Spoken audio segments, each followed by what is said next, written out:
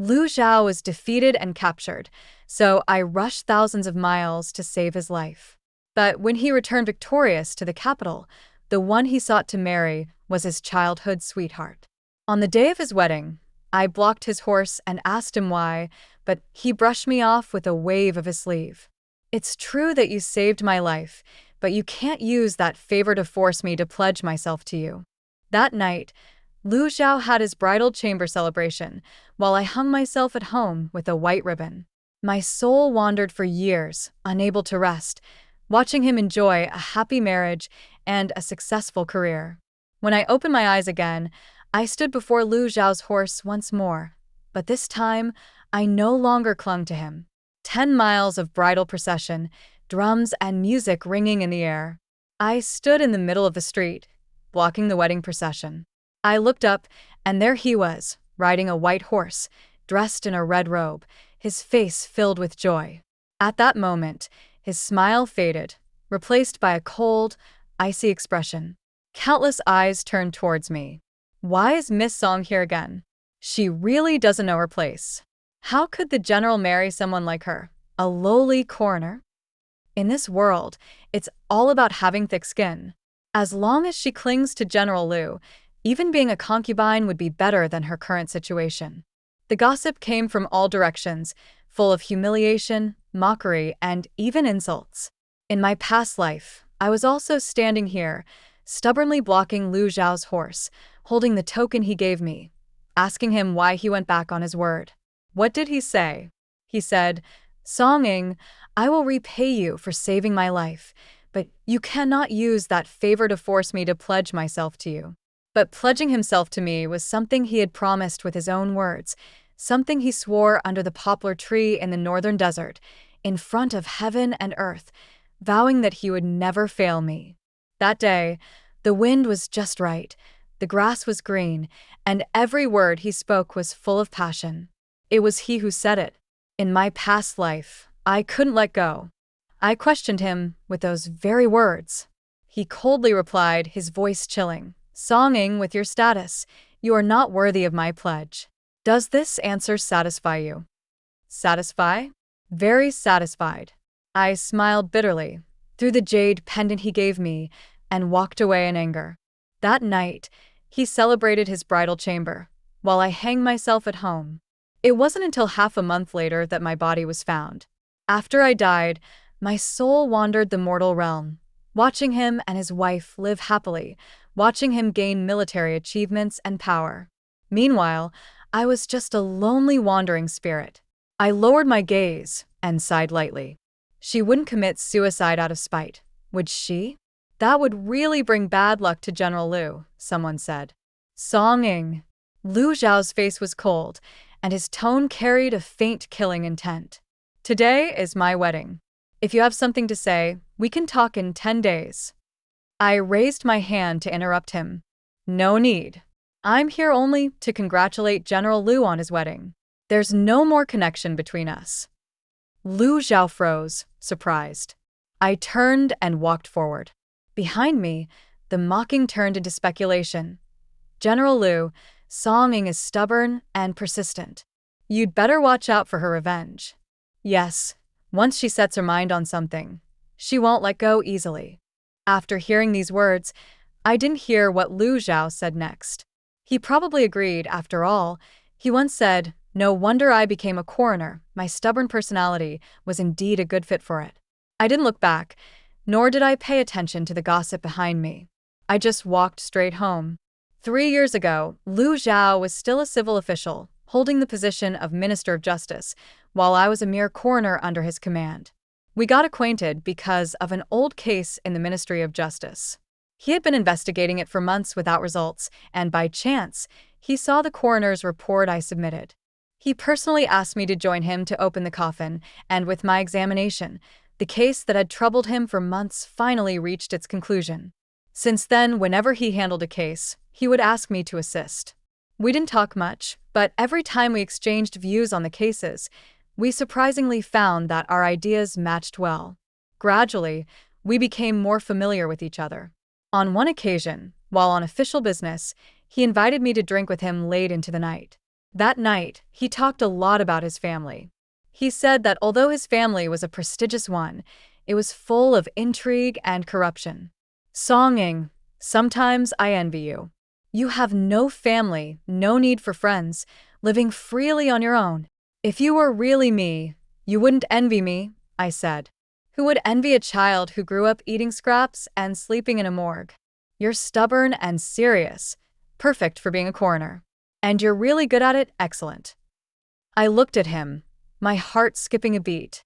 He was the first person in my bleak, uneventful 16 years of life to speak so much to me, the first to praise me as excellent.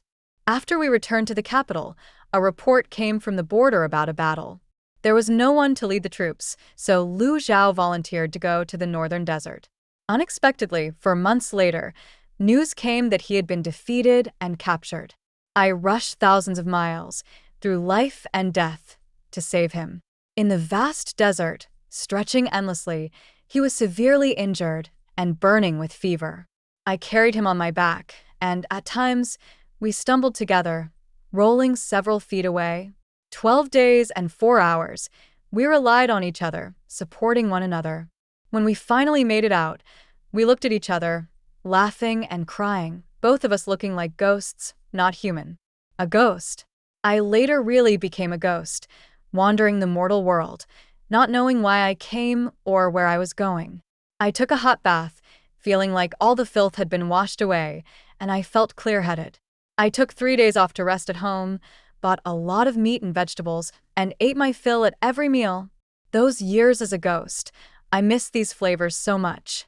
I poured myself a glass of wine, took a sip, the taste lingering in my mouth.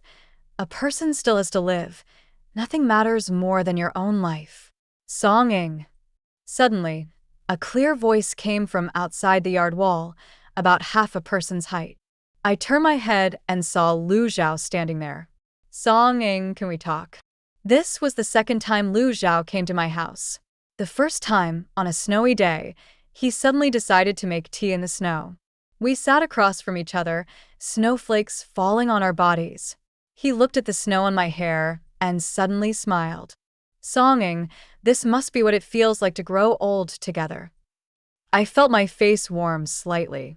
To meet someone who understands and loves you in this life is such a rare and lucky thing. The past was so vivid in my memory, yet reality had already changed. People and things were no longer the same. Lu Zhao sat across from me. I drank and ate without offering him any. He sat there for a moment, then suddenly spoke. Pour me un cup tout. I poured him one. He drank it in one gulp, then poured himself another 7 or 8 cups before sighing deeply, looking at me helplessly. Songing, I'm sorry. You don't need to apologize, Lord Lu, I said softly, because I won't forgive you. He fell silent for a moment, his voice hoarse. When I abandoned literature for the military, it wasn't just to serve the court. I wanted to escape the capital. You know the situation at my home. Even if I earned military merit, many things were still out of my control. Songing, I thought you were the one who understood me the most in this world. He gazed at me, his eyes pleading, if you're willing, please give me a little more time. I interrupted him. Lord General, there's no need to come here and try to persuade me. I've said I won't trouble you again, and I will keep my word. This is your thing, I said, placing the jade pendant on the table. From today on, our past is like smoke in the wind. We have no further ties. He stared at me in shock, seemingly trying to figure out how serious I was when I said this. I stood up and went into the house, closing the door behind me. Lu Zhao didn't leave immediately. He finished the remaining half-pot of wine in the yard, then sat in the moonlight for a while. Before leaving, he spoke through the door. Songing, if I have a soulmate in this world, it's only you. The next day, I went to the Dali temple to work. After many years, stepping through that door again felt truly strange. Xiao Song, you're just in time, Master said as he was about to leave. The 7-family Hollow Massacre case, we've found all 15 bodies. Come with me. I paused. The 7-family Hollow Massacre was a case from 5 years ago. At the time of the incident, I wasn't at Dali Temple yet, but I had heard many rumors. The Lu family, living at the foot of the mountain, had 15 members, all of whom vanished overnight.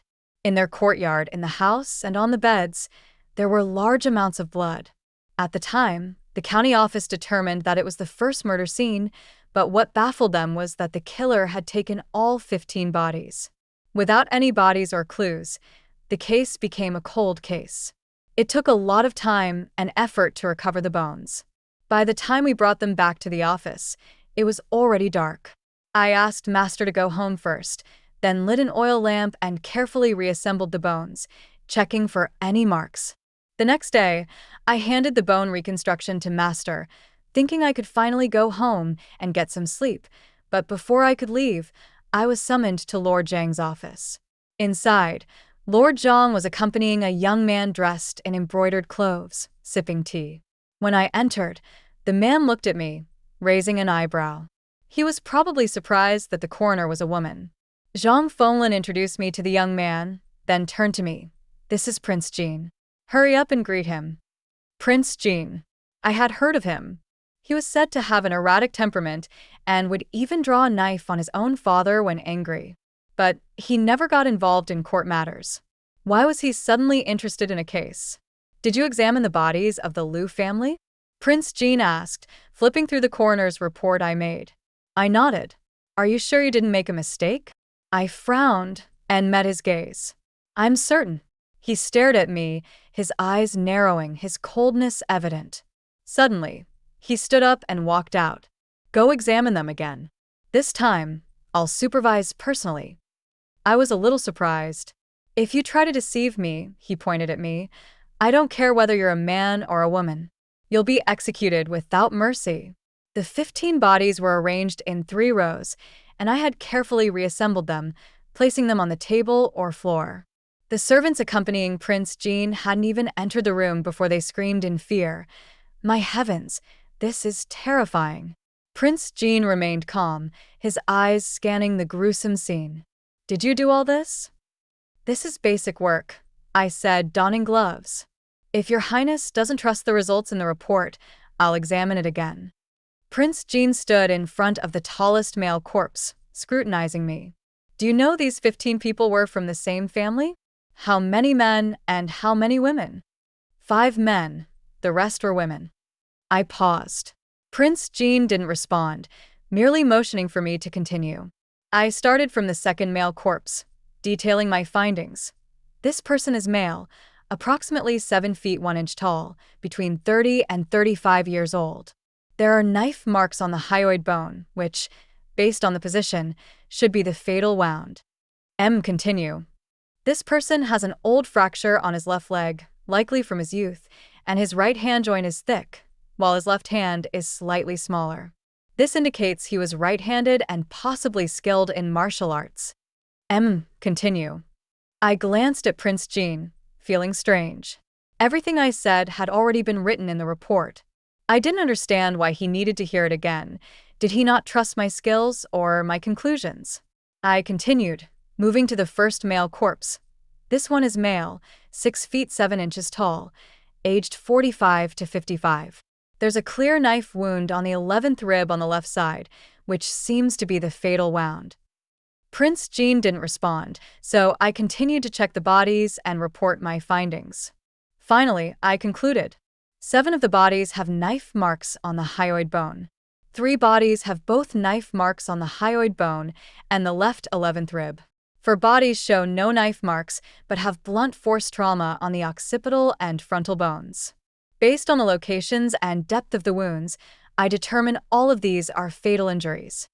Prince Jean remained silent, and a guard standing at the door said, "So the killer was 3 people?" I was about to speak when Prince Jean suddenly interrupted. "No." Prince Jean, after hearing only that, seemed to already know the answer, and I was surprised. The guard was in disbelief.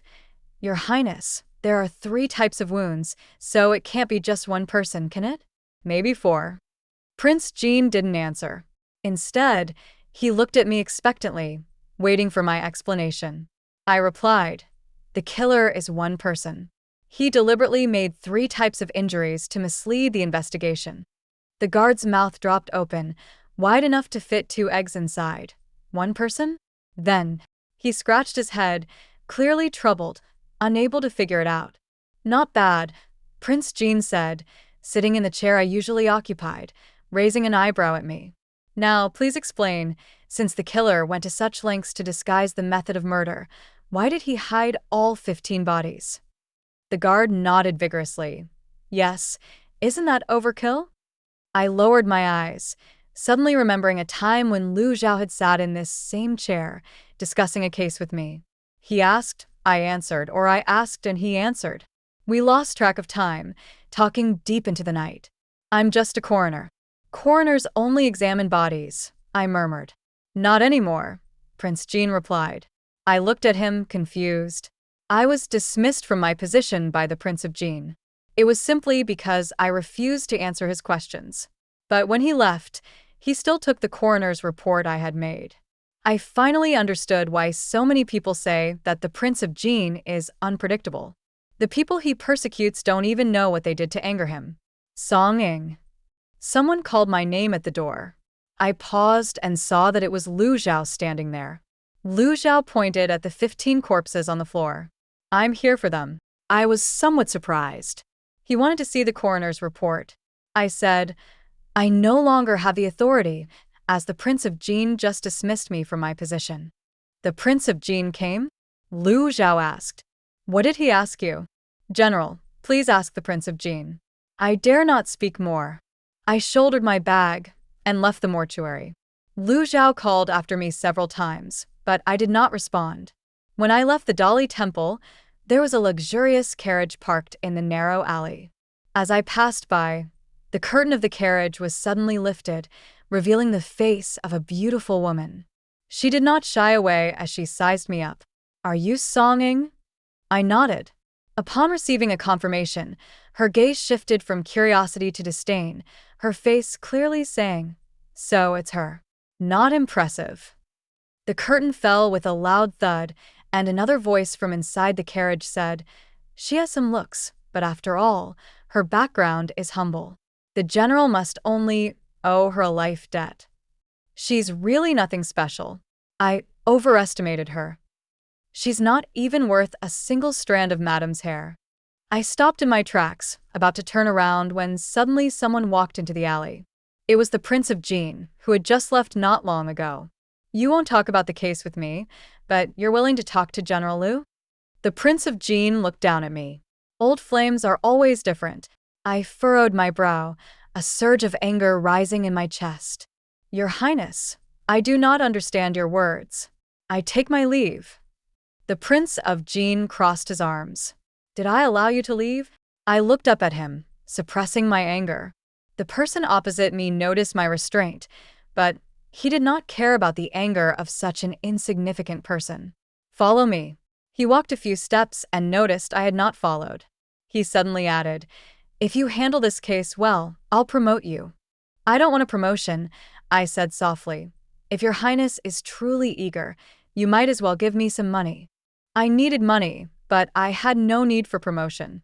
As a coroner in the Dali Temple, there were no promotions to be had. 1,000 taels. All right, I'll do as your Highness commands. I followed him, and the Prince of Jean raised an eyebrow, walking ahead, clearly amused. After walking a dozen steps, someone behind us said, pay respects to His Highness, the Prince of Jean. Lu Zhao and his new wife, Jiang Shu, walked over. General Lu? The Prince of Jean sneered. What brings you to the Dali Temple? He glanced at me when he spoke. I lowered my head and stepped back a few paces, though several pairs of eyes continued to linger on me. I had some matters to attend to and came to visit Lord Zhang. I didn't expect to run into your Highness. Your Highness, what is it you need? Lu Zhao said, also looking at me. Oh, there's a case. I wanted to borrow the temple's expert coroner. The Prince of Jean laughed and then turned to me. Little coroner, please. The Prince of Jin's beauty was very different from Lu Zhao's. Lu Zhao was gentle and refined, both in his actions and speech, always courteous. But the Prince of Jean was the complete opposite. His looks and personality were both aggressive. especially when he was displeased. His phoenix eyes would narrow slightly, radiating coldness like a sharp sword. At this moment, he walked ahead, his crimson robe billowing in the wind. He held his hands behind his back, his knuckles sharp, exuding an oppressive aura. Little coroner.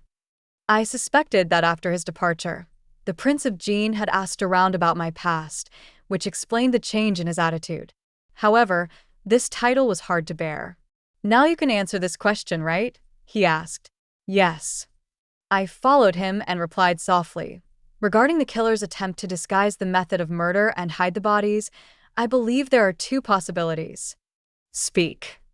First, the killer used two different methods to deal with two groups of investigators. "Oh." He stopped and looked at me. "Who are these groups?" The killer and the victims were acquainted, but after killing the victims, he did not want to raise suspicions from people they both knew. So, he disguised the method of murder as the work of the three heroes of the Jianghu and hid the bodies. This way, he could eliminate the suspicion of accomplices while avoiding the investigation of the officials. The combination of two using knives and one using a hammer was so unique that anyone who saw it would immediately think of it. The Prince of Jin pondered for a moment. What about the second possibility? After killing the victims, the killer fled the scene, and someone else was responsible for hiding the bodies. I said. Interesting. The Prince of Jin seemed pleased with my analysis. No wonder they call you the treasure of the Dali Temple. At such a young age, you not only have great skill as a coroner, but also insightful ideas when it comes to cases. I didn't reply because he didn't expect an answer from me. Do you know what the relationship between these 15 people was? I don't know, I answered. I didn't know what triggered him, but he suddenly frowned and looked at me. The summer sun blazed on the official road, the ground steaming with heat. Occasionally, a horse passed by, stirring up the dust. I wondered why he didn't ride a horse or sit in a carriage. Why was he enduring the heat and walking for an hour? 1,100 taels. The Prince of Jin suddenly said. According to the household registry, these 15 people were a family, I said. The Prince of Jin chuckled lightly. It seems that for you, little coroner, money is the most direct way.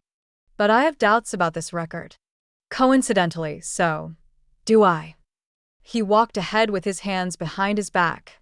I looked up at the sun, unable to resist taking my red umbrella out of my bag. Though it was still hot, it was better than nothing. The Prince of Jin glanced at me again, and then stepped under my umbrella. Your Highness. You called me Your Highness, so you should know the respect due to rank. How could you hold an umbrella without offering it to your prince? He said confidently. Your Highness may not know, but this umbrella is for examining corpses. It only shields the dead, not the living. Oh, he said casually. I, Your Highness, am of noble birth and fear neither life nor death. Little coroner. Your Highness, Song Ing. 1,200 taels, he said. Your Highness, you may call out as you wish. I'll follow your commands. Little coroner, why don't you ask why I am so interested in this case? I didn't answer. The Prince of Jin looked at me slowly. 1,300 taels. I replied, I can't take that extra 100 taels because I honestly don't know. He glanced at me again, clearly not believing that I didn't know. We finally arrived at Lu's house in Chijiao. The yard had been left sealed as it was for the past 5 years, and the bloodstains and traces of the struggle were still there. I carefully examined the bloodstains on the walls and floor, growing more puzzled with each inspection. In the end, I had no choice but to take out the body grid for comparison. Lu's house was not small, with 8 rooms in total. The elderly couple, 4 sons and daughters-in-law, and a daughter waiting to be married all lived there. The front courtyard shed housed 2 servants. What's the matter? The Prince of Jin came back from a walk, arms crossed, leaning against the door frame. Did you find any clues? I nodded. At the time, we didn't find the bodies, so the case file was left blank. But now that the bodies have been found, I furrowed my brows. There are some bodies whose place of death I can't determine. The bloodstains on the floor, walls, bedclothes, and in the shed are confusing. For example, the second victim was the tallest. If he hadn't been so frail and sickly before his death, he shouldn't have been killed with a single fatal stab without any resistance.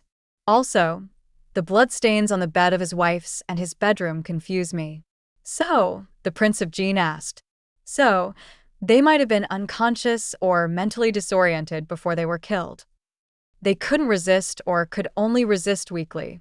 You really picked the right time, the Prince of Jin said, looking around. I always felt he was very familiar with the place. Little monk, continue. I can't continue. I began packing my things. For the next steps, I need evidence.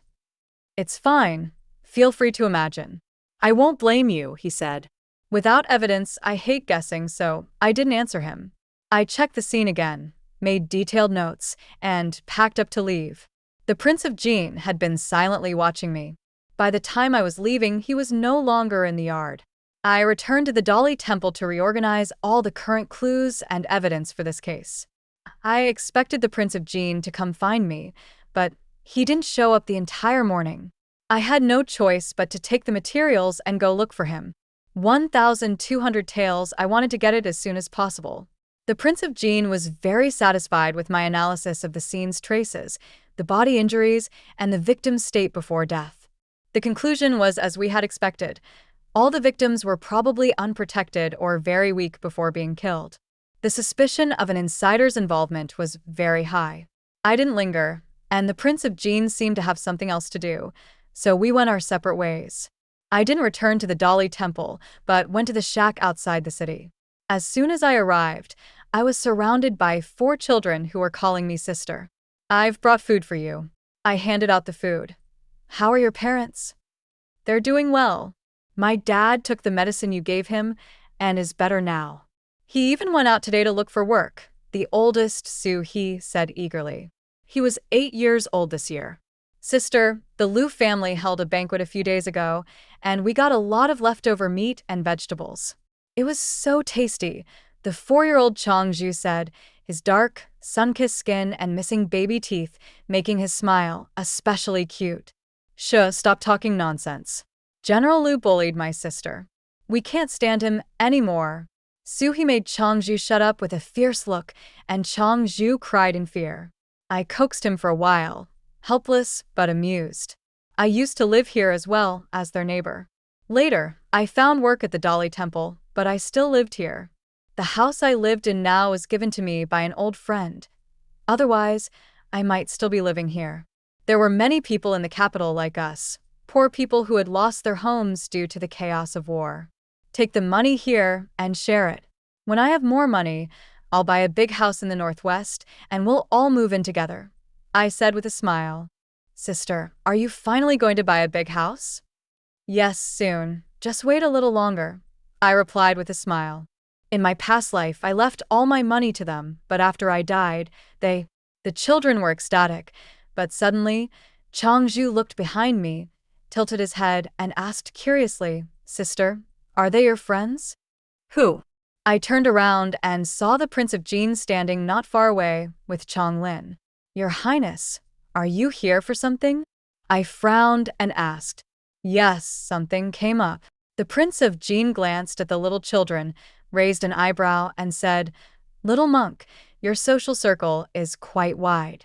The children stared curiously at the Prince of Jin. Who are you? Changju asked the Prince of Jin, his words a little unclear. I hurried He to take the others away. Oh, I'm a friend of Songing, the Prince of Jin suddenly responded, glancing at me. Oh. Changju stepped forward and opened his dirty little hand. Since you're sister's friend, you should share with us. In his palm lay a piece of melting candied flour sugar. The Prince of Jin stared at the candy, his brows raised. He can't eat sugar. I gently pushed Changju's dirty hand back.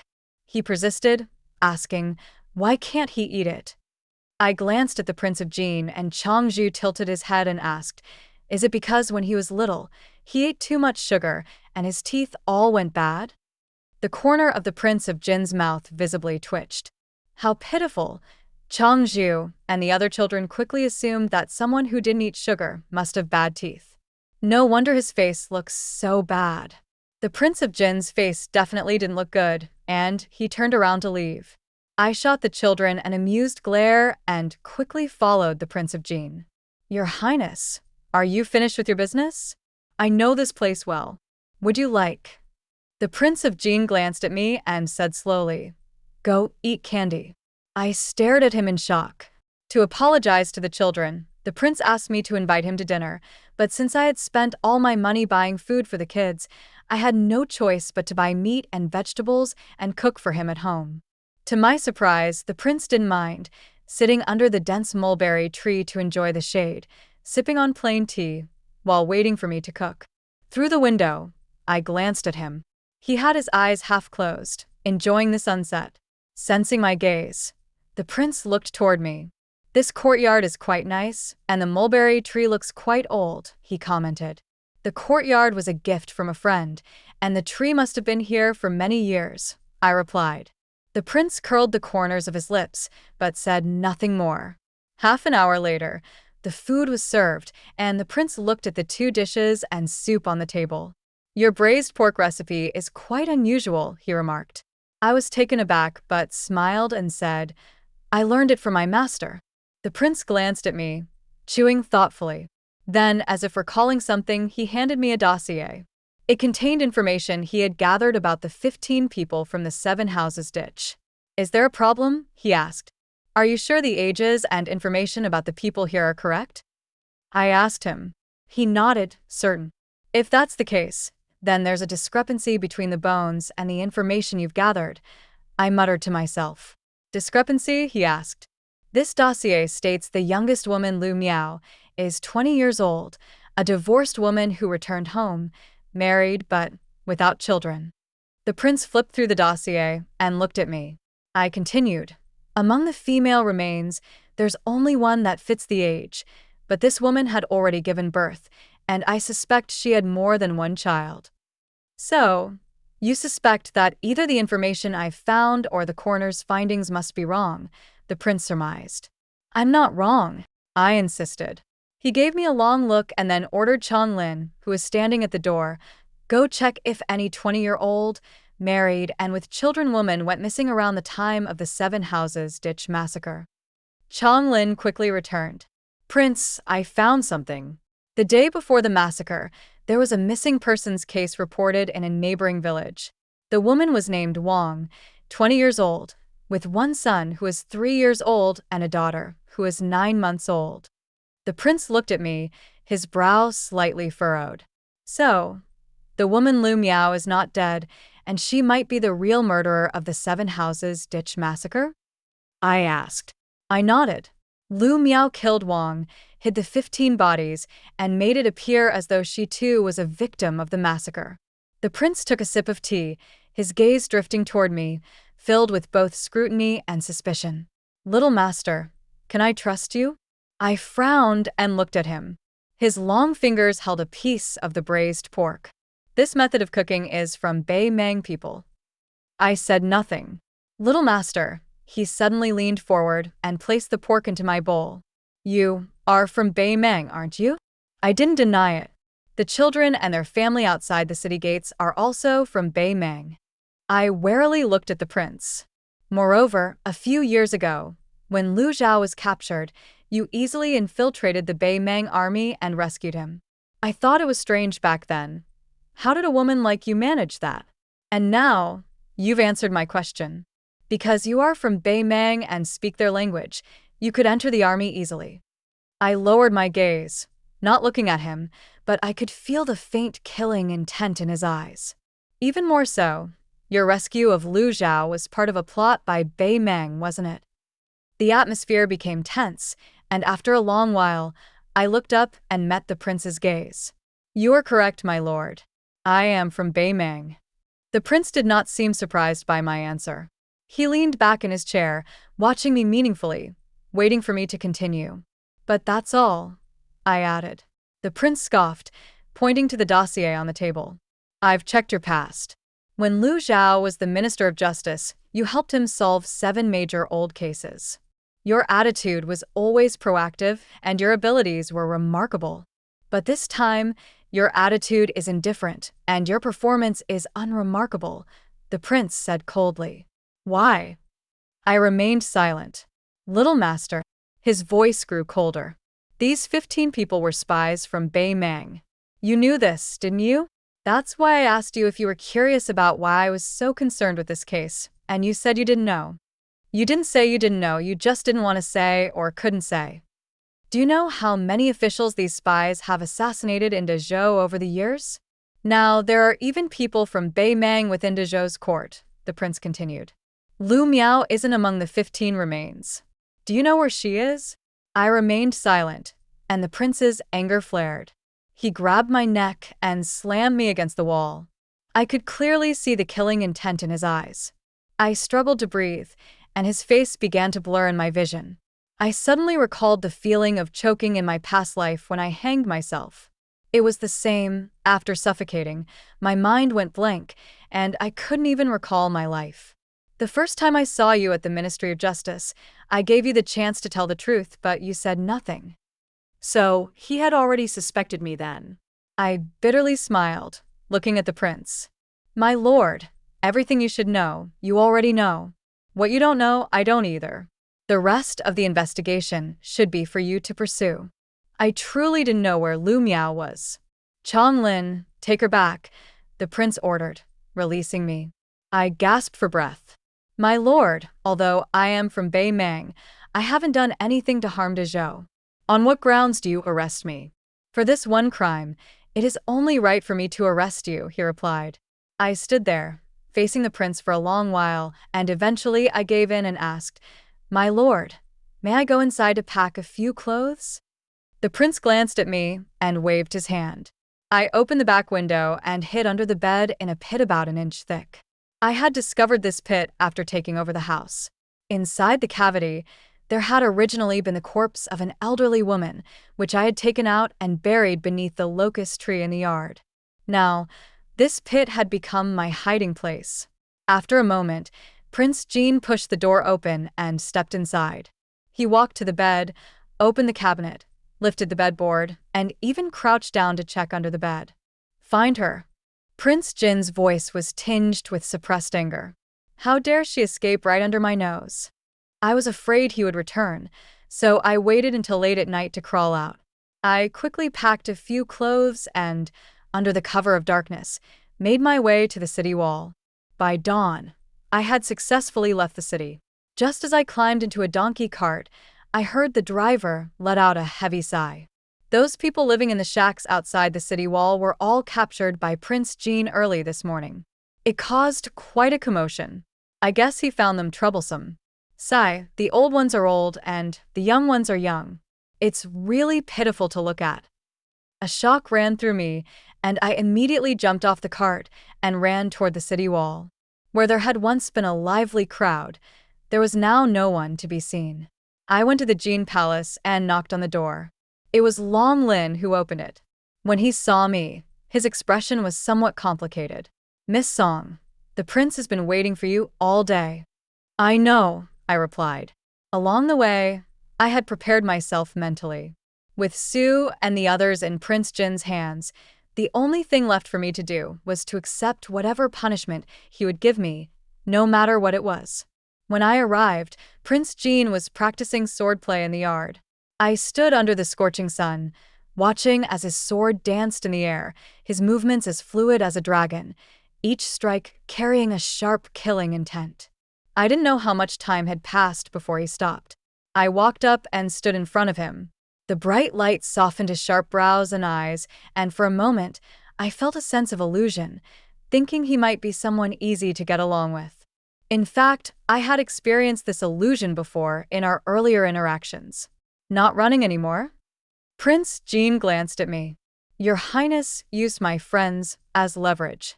I have no way to escape, I responded. He sheathed his sword. Long Lin, go notify the Imperial Department of Justice. Starting today, the coroner Song Ing will be working for me. Long Lin acknowledged and left. After a moment, he seemed to think of something and looked back at me. What else do you know besides being a coroner? Cooking? I lowered my eyes. I'm quite good at it. Can't stomach North Mang cuisine? Find another skill. I don't have any other skills. Prince Jean raised an eyebrow, signaling Long Lin to take me away.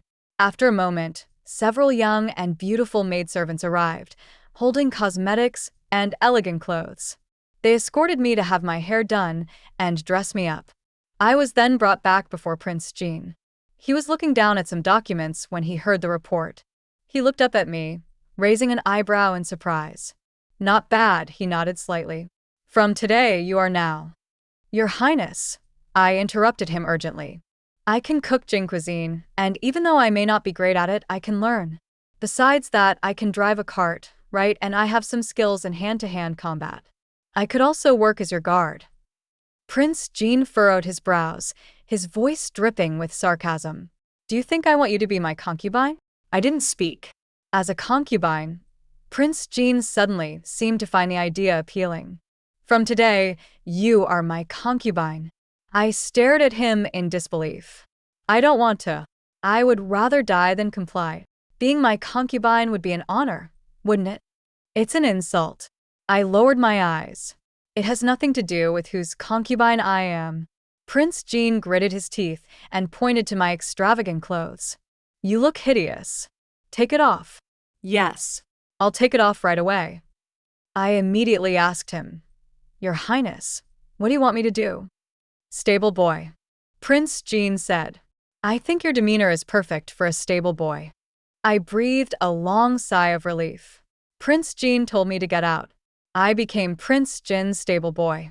He had previously traveled either by horseback or on foot, but now he switched to a carriage, and he used it quite frequently.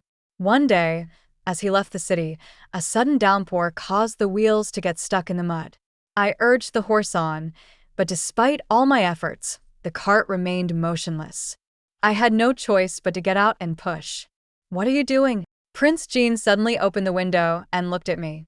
I was drenched, covered in mud, and feeling a bit annoyed when he asked, Pushing the cart, Your Highness, why ask? Are you angry with me? He mocked. I dare not. I continued pushing the cart, but the horse remained as stiff as a statue. Get in. Prince Jean ordered sharply. I didn't get in, but then he said, Get in now, or I'll have you meet the long pillar tomorrow.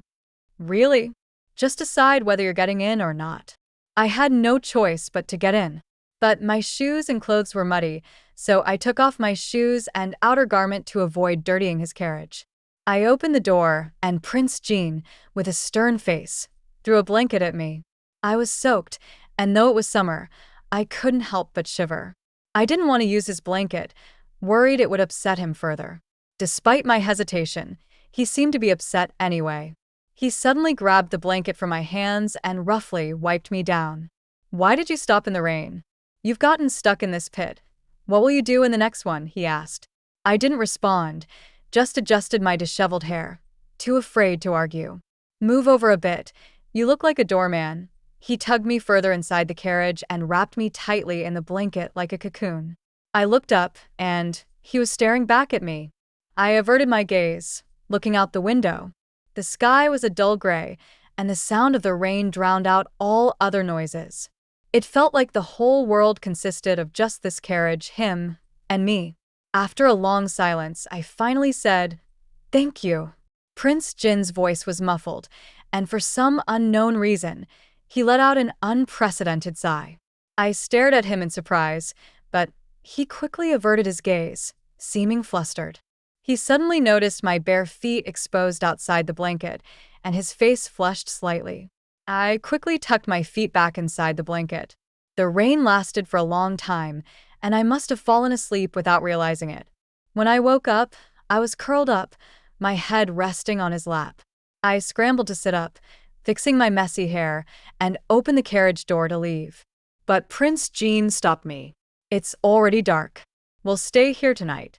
Longlin will come for us tomorrow morning. I looked at him in shock. The great Prince Jean hadn't returned home, and his guards would be coming to pick him up tomorrow? It seemed so casual. But since Prince Jean had decided this, I didn't dare question it. I reluctantly settled back in, found a comfortable position, and closed my eyes to rest. In the distance, frogs and insects croaked, but inside the carriage, everything was silent. Prince Jean blew out the oil lamp. In the small space, I could hear his heartbeat and breathing clearly. I shifted positions again and again, and after changing countless times, I eventually fell asleep. When I woke again, I was lying on a bed in the prince's palace. I didn't want to dwell on how I had gotten back, but after freshening up, I went to find Prince Jean and told him I wanted to see the long pillar. This time, Prince Jean was agreeable and had someone bring the long pillar to me. The long pillar said they were living in a large courtyard with enough food and drink, and they were allowed to go outside. Moreover, they had a teacher who came to give lessons. I looked at the long pillar, who had been well taken care of and had put on some weight. I wasn't sure whether to feel happy or sorrowful. Miss, the long pillar crouched down and whispered in my ear. After you left that day, Sister Lu Miao sent this for you. The long pillar slipped a piece of paper into my palm. Using the excuse of holding the long pillar, I quickly read the message on it. It said, "Kill Prince Jean, and I will let you all go." I expressionlessly ate the paper and patted the long pillar's head. "Since you have a teacher, make sure to study well." The long pillar promised me that he would study hard. As I watched the long pillar leave, I turned to walk away, only to see Prince Jean standing there. I didn't know when he had arrived, but his expression was not friendly. "Your Highness," I wasn't sure if he had seen the long pillar hand me the note, or if he had noticed me eating it. But it didn't matter anymore. The power of life and death had always been in his hands. "How does it taste?" Prince Jean asked me. "It's all right, quite sweet." I lowered my eyes. "Sunflower sugar is a delicacy from North Meng. Have you tried it, Your Highness?" Prince Jean gave me a look and walked away with a flick of his sleeve, but then stopped a few steps later and turned back to face me. "Since it's so good, make 100 pounds of it. I'll have you deliver it to every household so everyone in the capital can taste it." I nodded. The war between the two nations had never ceased. The people of Dezhou hated the people of Beimeng, so both the people and products from Beimeng were seen as dangerous in the eyes of the Dezhou people. Prince Jean seemed to be in high spirits as he sat in the kitchen, watching me make sugar. From time to time, he would ask, "What are you adding?" "Not poison, just brown sugar powder." Beimeng didn't farm, so their products weren't as rich as those of Dezhou. That's why sunflower sugar was made differently from ordinary sugar. It was made with a little wild wheat flour and juice from red berries that grew in the grass, forming a red, sunflower-shaped candy. It wasn't that tasty, neither sweet nor sour. But for us, it was a treat. Unfortunately, Dezhou couldn't find red berries, so I used brown sugar instead. Once it was done, I divided it into many portions, and Prince Jean really did send the sugar to others. From the Empress Dowager and all the palace concubines to officials of the 5th rank, everyone got a share. "Everyone says it's not good." Prince Jean surveyed the sunflower sugar on the table. Some even angrily threw it away. I didn't respond because Prince Jean didn't seem to want a conversation. Moreover, the officials who had thrown away the sugar didn't do it because it didn't taste good. They did it because they knew Prince Jean was looking for spies hidden in the court, so they were eager to prove themselves. Prince Jean knew all their thoughts. However, I couldn't guess why he was telling me all this. "Little master." Prince Jean suddenly looked at me, his tone somewhat teasing. Lu Zhao threw it away too. I responded quietly. General Lu also hates the Beimeng people. After all, he suffered greatly at their hands back then. Prince Jean paused. "I forgot to tell you. Jiang Shu reported you to the Empress Dowager, saying you first charmed Lu Zhao, and now you're trying to charm me." Jiang Shu came from the Feng Ting Marquis family, and the Lu Zhao family, the Marquis of Chongping, was equally powerful. However, the Feng Ting Marquis had been gaining more influence in recent years, partly because 4 years ago, they produced the favored consort one in the harem. With such a background, it was normal for Jiang Shu to speak these words to the Empress Dowager. "Your Highness, you're intelligent and capable, with deep knowledge. You won't be deceived by a plain, unremarkable coroner like me," I replied. "You really do think of me." Prince Jean suddenly stood up. "Do you want me to write a commendation letter to thank you?" I had no words to respond. This time, Prince Jean didn't ask me to leave. He stormed off in a huff. I stayed in the suite of the main courtyard of Prince Jin's residence, and I was also puzzled about this. Perhaps Prince Jin wanted to keep a close watch on me? On hot nights, I couldn't sleep, so I decided to move a chair and lie in the courtyard. In the summer, this was my favorite thing to do. No matter where you were in the world, only the sky and the stars remained the same. In truth, Prince Jin wasn't wrong when he said that marrying Jiang Shuqing was the right choice for Lu Zhao. In my previous life, Lu Zhao's successful career was undoubtedly aided by Jiang Shuqing and her family's influence. Even 3 years ago, Jiang Shuqing had helped Lu Zhao when he was defeated and captured. The emperor never blamed him, and in fact, he promoted him out of sympathy for his suffering. I believe the Empress Dowager and Imperial Concubine played significant roles behind this. In the middle of the night, I suddenly heard noises from the front courtyard. The hurried footsteps carried some news I couldn't make out, but Prince Jin quickly dressed and came out. Before leaving the courtyard, he stopped at the alley entrance and turned back. His gaze pierced through the dim night, landing on me. I straightened up and asked, "Your Highness, do you need a carriage?" "No need." Prince Jin replied coldly and disappeared into the courtyard. Prince Jin didn't return that night. The next day, Chong Lin returned. I asked him, "What happened?" "Prime Minister Yang is dead," Chong Lin said. "He's the 6th high-ranking official to have been killed in recent years." I was stunned and suddenly remembered a vague memory from my past life, when I had been a ghost. Prime Minister Yang had indeed died. But I couldn't remember when exactly. The memories from my time as a ghost were incredibly unclear. Now that I thought about it after Prime Minister Yang's death, there seemed to have been major turmoil in the court. What was it? Was Prime Minister Yang pro-war or pro-peace? I asked. Because the two countries were at war, some had already called for a peace treaty, and I was curious which faction Prime Minister Yang supported. Pro-war, Chong Lin answered. Miss Song, Chong Lin continued. Actually, 5 years ago, the deaths of 15 people in Chijiao Valley were because they discovered that Prince Jin was investigating them. After they died, Lu Miao became a major threat. Now, she's either in a high position or a controlling one, and she has the ability to manipulate the court. I nodded. Miss Song, you and her know each other, right? Prince Jin found out that you both came from Baiman to Dazhou together. But later, you walked different paths. I suddenly recalled Lu Miao's face. She wasn't pretty at all, very thin, with skin darkened from the sun. But she was smart and quick to learn anything. At 6 years old, we leaned on each other, eating wild fruit and sleeping in caves, trembling at the sound of wolves howling in the middle of the night. We would grab sticks together, frightened out of our wits. That night, we swore an oath to each other that in this life, we would be above others.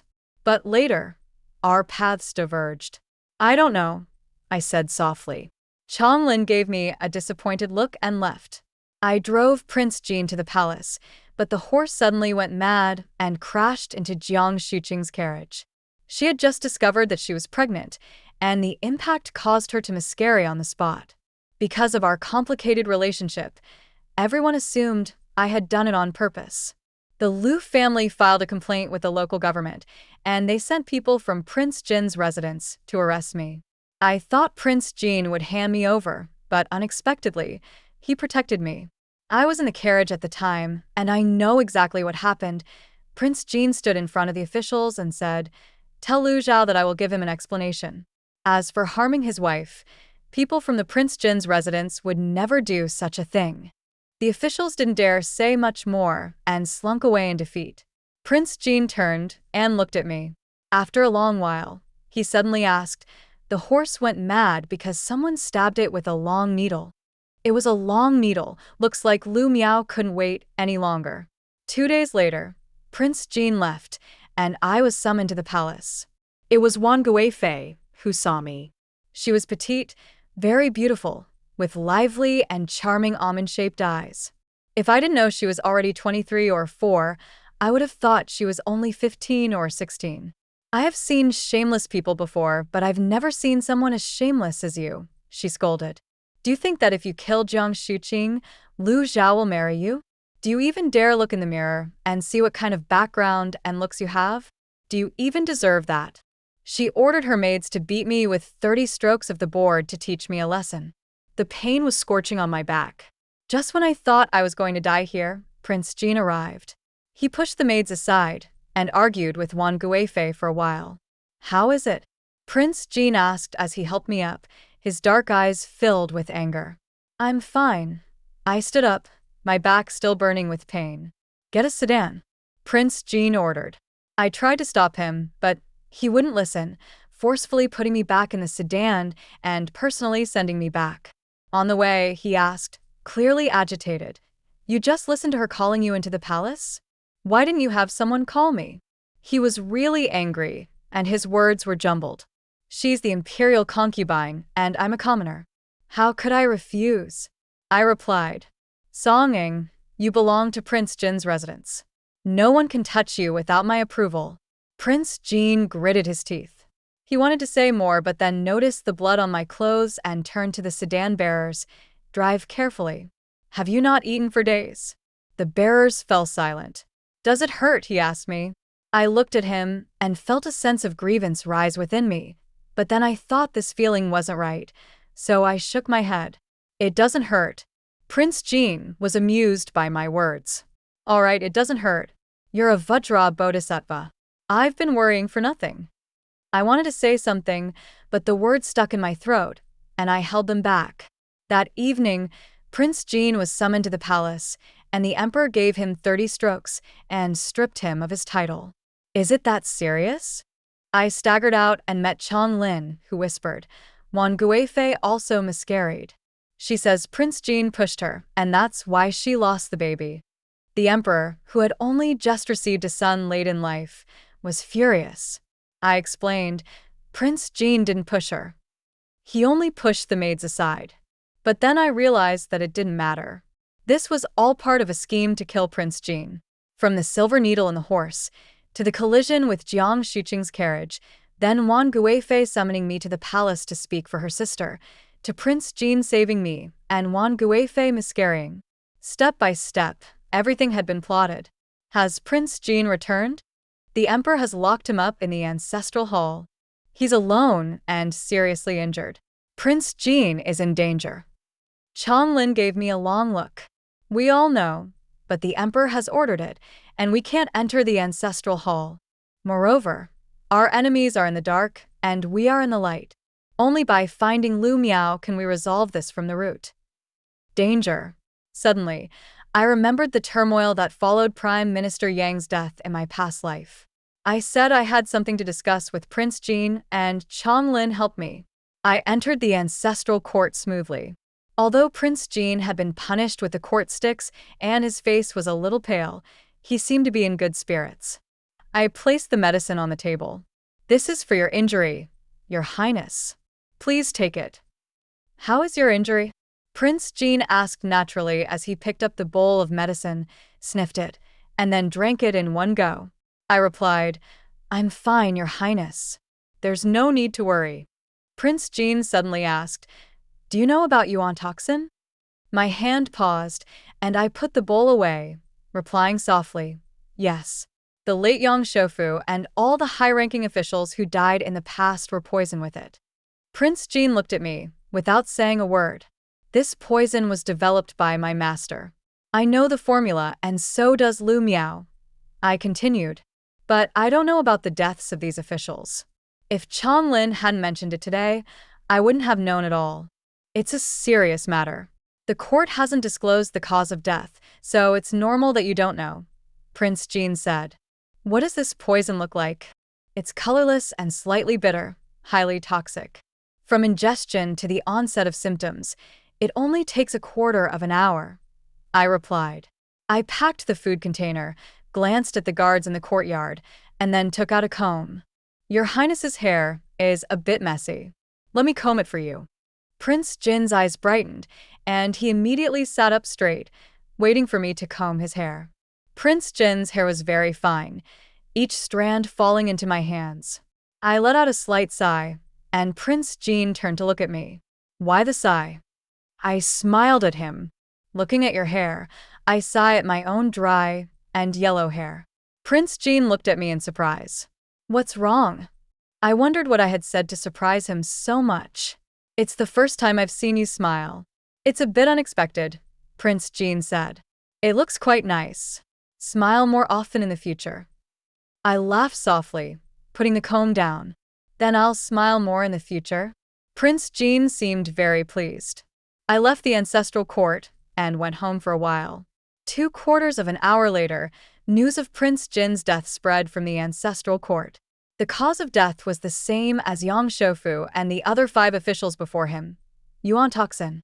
When I was taken by the Ministry of Justice, Chong Lin stood in the corridor holding a knife, his eyes red as he stared at me.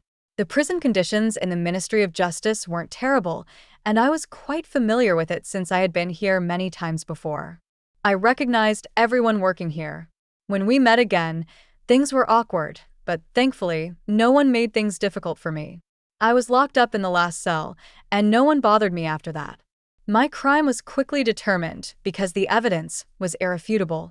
The poison bowl from which I had served Prince Jean was still on his carriage unprocessed. The Ministry of Justice sentenced me to be executed immediately. My master said that the emperor was deeply saddened by the death, and the Empress Dowager insisted that the emperor bury Prince Jean with the honors of the crown prince, with a 49-day mourning period before he would be entombed in the royal tomb. You are foolish, my master said. Master, I said, please help take care of my house for me during these days. The day before my execution, someone brought me the death meal, and I boldly asked for a pot of wine. After eating, I leaned against the wall to rest. I wasn't sure if the wine was too strong, but I found myself drowsily falling asleep. When I woke up, I was back in my own room, lying on my bed. A figure stood in front of the bed. She wore a hood, and though her figure was petite, she was now fuller and healthier than the frail form I remembered. Prince Jean is dead. Are you satisfied? I asked her. Lu Miao sat down at the edge of my bed, removing her hood. Her face was still the same, but her gaze had changed completely, more composed, calm, and sharp, carrying the authority of someone in power. We're both working for Baiman. You don't need to ask if I'm satisfied. Also, if you had acted sooner, I would have gotten you out of here without you suffering so much, Lu Miao said, handing me a document of identity along with some banknotes that she placed on the bedside. At dawn, I'll have someone send you out of the city. Don't ever come back. I asked her, what will you do with Sue and the others after I leave? I'll handle it. You just take care of yourself. Do you have the energy to worry about other people's matters? Lu Miao replied impatiently. By killing them, what do you gain? I asked her. In my past life, after the death of Yang Shoufu, Prince Jean was imprisoned in the ancestral court on charges of treason. After this turmoil, a great fire broke out outside the city walls, and Su, Changzhu, and the others, 9 in total, died in that fire. Song Ying, you've learned nothing in the past 5 years, Lu Miao said. In this world, only fame, power, and wealth in hand matter. Forget it. You've killed Prince Jean. I won't bother with you anymore. As she turned to leave, I grabbed her hand. Her hand was smooth and delicate, well-maintained, no longer cracked and rough like it had been before. Empress Dowager, where are you going? Lu Miao froze, looking back at me in surprise. You know I disguised myself as the Empress Dowager. When did you figure it out? She demanded angrily. I looked at her coldly. At first, I thought you were disguised as Consort Wan, but when I saw her, I realized that no matter how well you disguise yourself, you couldn't be her. Then, the only person I could think of was the Empress Dowager. The day Prince Jean died, I returned to this place and unearthed the body buried beneath the locust tree. It was a female, aged 40 to 45, with a time of death about 5 years ago. The bones showed no old injuries, and her teeth were in excellent condition, indicating that she had lived comfortably during her life. I remember that 5 years ago, the Empress Dowager had stayed at the Longhe summer villa for 3 months. Coincidentally, the murder in Chijiao happened right after that. And this courtyard was also transferred to me by Lu Miao. So this body must be that of the real Empress Dowager. Lu Miao turned back to look at me. I knew you'd figure it out, which is why I haven't come to see you in these 5 years. Stop it. How long are you going to keep pretending to be the Empress Dowager? How many more people do you have to kill? I asked her. Ridiculous. Do you remember the hardships we endured together from Baimen to Dazhou? On the day we almost froze to death, Prince Lu gave us a bowl of hot soup. Do you remember that? You and I knelt before him and swore we would always serve Baimen. Have you forgotten? Lu Miao raged. I smiled. You remember his kindness, but you've killed so many people and forgotten my life-saving grace. Now you want to repay kindness with enmity. I stood up and glared at her. So what now? What gives you the right to question me? Stubborn fool.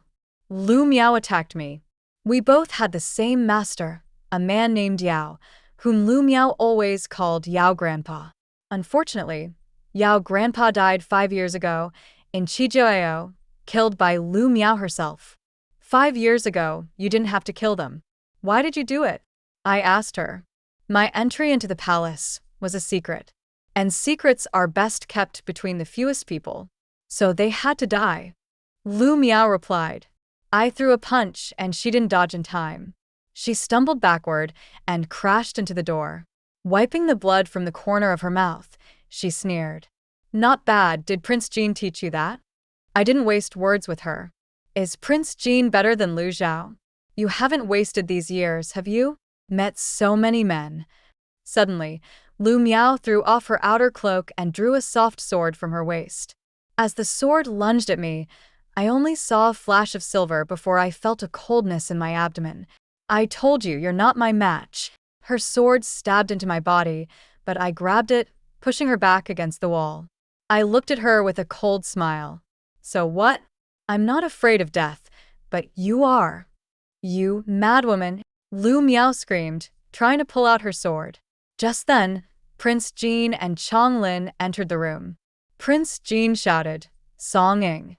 I smiled at him and said, the killer is Lu Miao, 17 years old, from Baimen, good with poisons, a master of disguise. In my past life, I regretted not investigating the Chijiao case after Yang Shoufu's death, allowing Lu Miao to become complacent and leading to the deaths of so many. This time, even if I die again, I have no regrets. I had a very long dream. It was similar to what I experienced after my death in my previous life, my soul floating in and out, sometimes able to hear or see, but all the images and sounds were blurry. I don't know how much time passed, but gradually, the sounds and sensations around me became clearer. Someone was holding my hand, speaking softly in my ear, going on and on. He said, Chong Zhu said that if you don't wake up, he won't practice, won't eat, and only eats candy every day, turning into a short little man with bad teeth. He said, Lu Miao confessed to all her crimes, and she was executed yesterday. His Majesty said you've made great contributions, and once you wake up, he will reward you well. He said, I know everything was intentional. You deliberately sent Master back home, examined the body by yourself, intentionally led me to suspect the identities of 15 people, deliberately went to find Su He and the others because you knew I was following you. You intentionally used the North Mang method to burn the meat. The day I caught you, you purposely ran away, making a scene, then allowed yourself to be caught and brought back to the manor, all to draw Lu Miao's attention. I was wondering why you were so foolish, leaving so many clues that made me realize you were from North Mang. But it turns out I was the fool. Everything you did was deliberate from the beginning. If you don't wake up soon, I'll take back the promise of 100,000 taels of silver once the job is done. My heart skipped a beat, and I suddenly opened my eyes. The light was blinding, and instinctively I squinted. The figure in front of me went from blurry to clear. It was the Prince of Jean. He had lost a lot of weight, with stubble on his chin and a pale, exhausted face. You're awake. His dim eyes instantly lit up. He tightly gripped my hand. You're finally awake. He turned around and shouted to someone behind him, Chong Lin, go to the Imperial Medical Bureau and bring all the doctors here. The young master has woken up. Oh, okay. A series of hurried footsteps faded away. The Prince of Jin lowered his head, looking at me as he muttered, "Does it hurt? Are you hungry? Do you want some water?" I smiled. I was still alive. It's better to be alive. I was placed under strict protection, and even drinking water was done for me.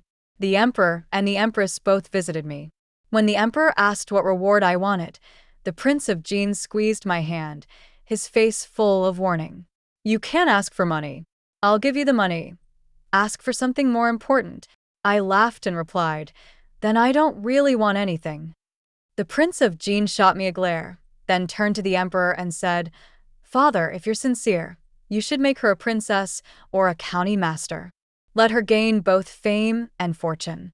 It's the least she deserves for her great contribution after risking her life." "Are you sure you want to make her a princess or a county master, not the princess consort of Jin?" the Emperor asked with a smile. The Prince of Jin froze and looked back at me nervously.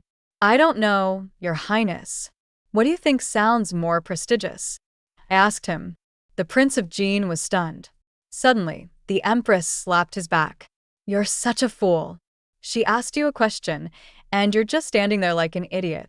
The Prince of Jin rubbed his back and looked at me seriously, then said, "Then let's make her a county master first, and later we can make her the princess consort of Jin. How about that? The Emperor and Empress can decide." "I have no objections." The Prince of Jin's eyes lit up, and he gripped my hand so tightly that it hurt. The Emperor appointed me as a county master and gave me the title of Chang'an. Then he and the Prince of Jin arranged for our marriage. I bought a large house outside the city, for Su He and the others to live in. "Sister, how about planting peach trees here? By the time you marry next year, the peaches will bloom and bear fruit." "Peaches don't grow that quickly. It'll be about the time you have a child," Su He said with a smile. On my way back to the city, I ran into Lu Zhao.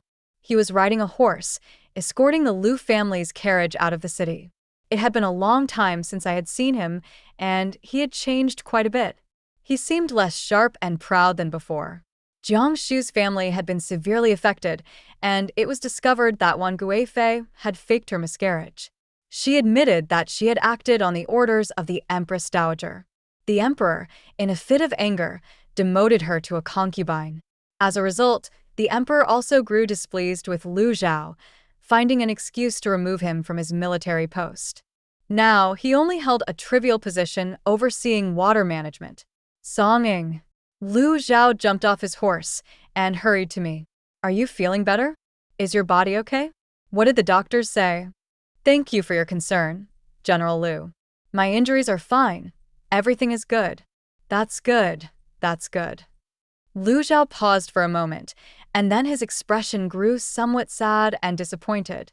"When is your wedding with the Prince of Jin?" Our wedding date had already been set by the Imperial Astronomical Bureau, so Lu Zhao couldn't possibly not know. He was just making small talk. "May 8th next year," I said and done ly. "May, that's good. May is good." Lu Zhao repeated several times, then suddenly said, "I'm happy for you, that you found a good match." "Thank you. I must take my leave now." As I turned to leave, Lu Zhao suddenly called out to me again.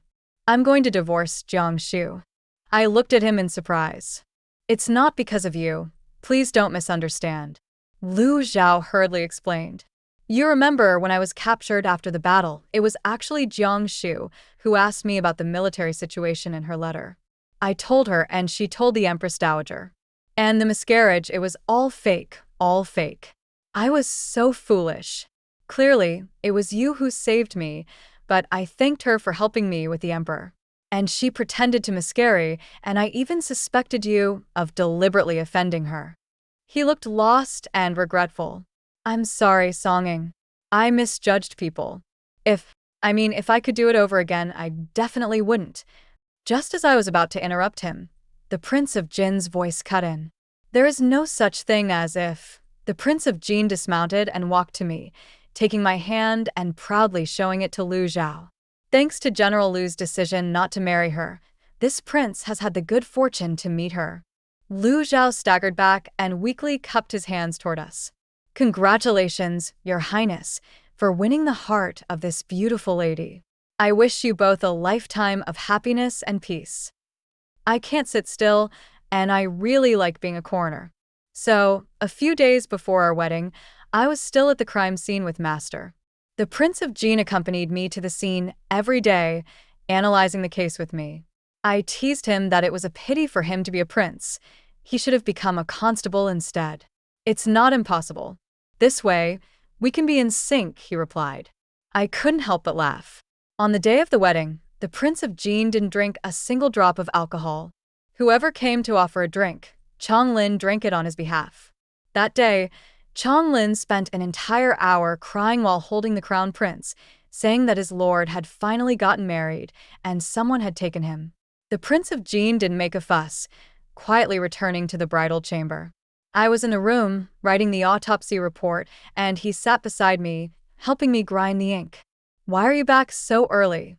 Have all the guests left? No, they're still drinking. I came back to keep you company. The Prince of Jean leaned over to look at what I was writing. The time of death for the victim doesn't match.